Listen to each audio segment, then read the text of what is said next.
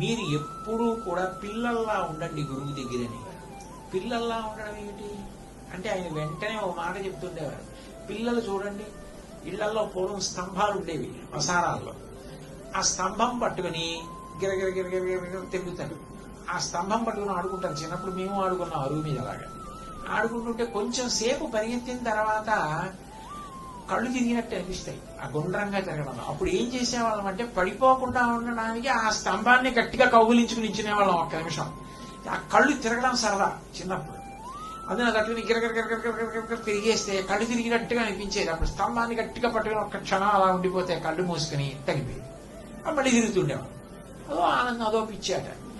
సంసారంలో అలా కళ్ళు తిరిగేలా తిరుగుతున్న తర్వాత అందుకు ఇది సాధనం తెలియలేదు, అదో సాధన.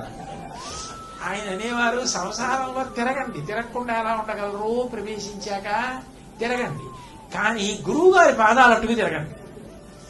గురువు గారు ఏం చెప్పారో అదే గుర్తు తెచ్చుకోండి. గురువు గారు ఏం చేయమన్నారు, గురువు గారు ఏమి ఎలా బతకమన్నారు, ఇవి గుర్తు తెచ్చుకుంటూ స్తంభం పట్టుకో పిల్లాడి తిరిగినట్టు తిరగండి. తిరగ్గా తిరగ్గా కళ్ళు తిరుగుతాయి సంసారంలో. అప్పుడు గురువు గారి పాదాలే పట్టుకుని నించోండి, మీరు తరించిపోతారు. ఇంకింతకన్నా ఏం లేదన్నట్టు. కాబట్టి భక్తార్జన యుగల చరణ, బహుశా ఈ ఉపదేశాన్ని దృష్టిలో పెట్టుకునేలా ఉంది వివేకానంద స్వామి అని. ఆయన పిల్లలకుండే లక్షణం ఏమిటి? వద్దంటే వింటారా? చాపల్యం ఎప్పుడు ఏదో తీసి నోట్లో పెట్టుకుంటూ ఉండాలి, తింటూ ఉండాలి.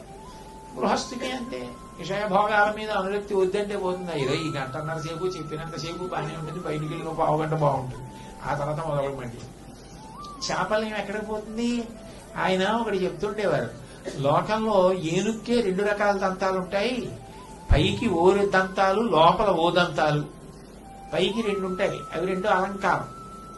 లోపల దంతాలు ఉంటాయి, లోపల దంతాలతో అసలు తింటూ ఉంటుంది. కానీ మీరు తినేటప్పుడు మాత్రం జాగ్రత్త. పై దంతాలు అలంకారానికి, మీరు వినేవి, మీరు చదువుకునేవి, మీరు గురువుల గురించి తెలుసుకునేవి అలంకారానికి అయితే పనికి రాకుండా పోతాయి.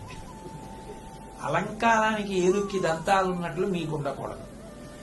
మీరు అవి నవిలి తినడానికి పనికి రావాలి. అవి నవిలి తినడం కాకుండా విషయభోగాలు నవిలి తినడం మొదలు పెడితే మాత్రం లోపల విషమై కూర్చుంటాయి. మార్చుకు తినడం నేర్చుకోండి, అప్పుడు మీరు కూడా ఏనుగంత పూజనీయమో అవుతారండి.